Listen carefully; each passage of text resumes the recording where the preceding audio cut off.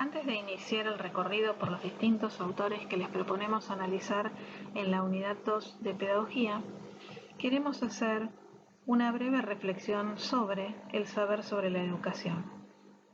Aclarar que este saber recibe distintas denominaciones según la tradición en la que nos encontremos.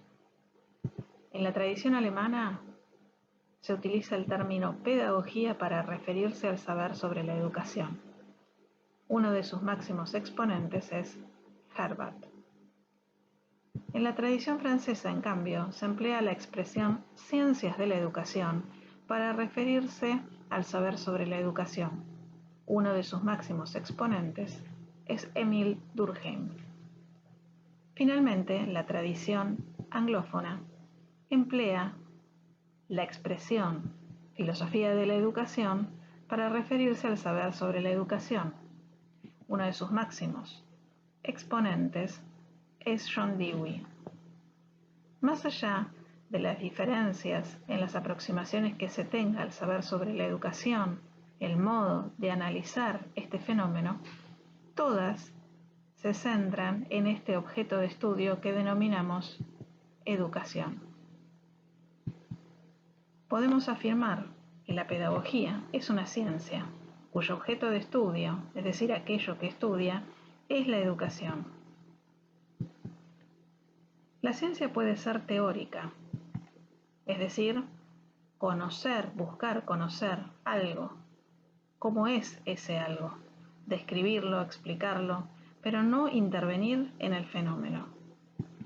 La ciencia puede ser práctica, es decir, buscar la modificación de una realidad exterior al sujeto, técnica o arte, mediante un hacer, por ejemplo, una escultura, un puente, etc., o una realidad interior al sujeto, es decir, la modificación de una conducta en sentido integral, por ejemplo, la educación.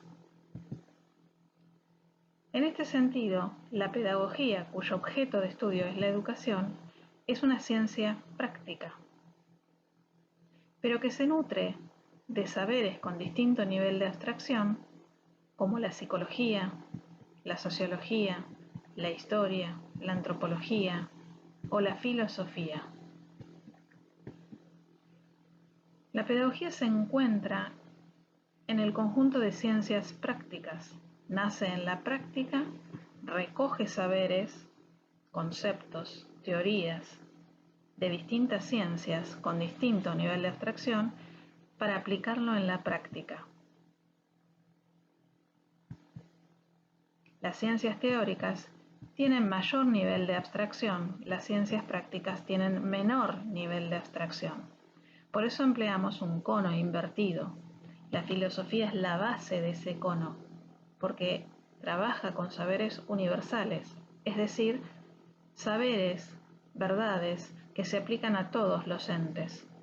La pedagogía, en el extremo de ese cono, se simboliza con un pequeño punto, porque busca la particularidad del sujeto que aprende en un contexto de aula determinado, en un contexto institucional determinado, en un contexto social, cultural, político determinado.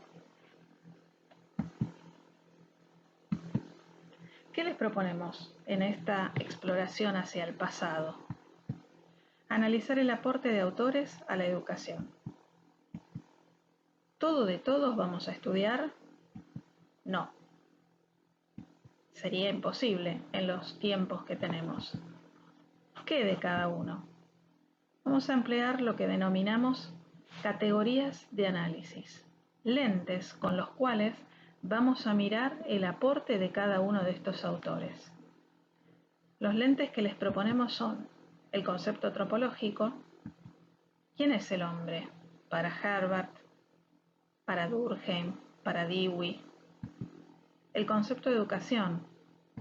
¿Qué es la educación para cada uno de estos autores?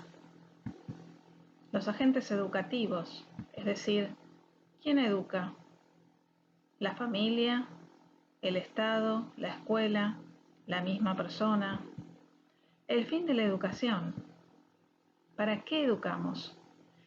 Y finalmente, ¿Qué aportes realizan cada uno de estos autores a la educación?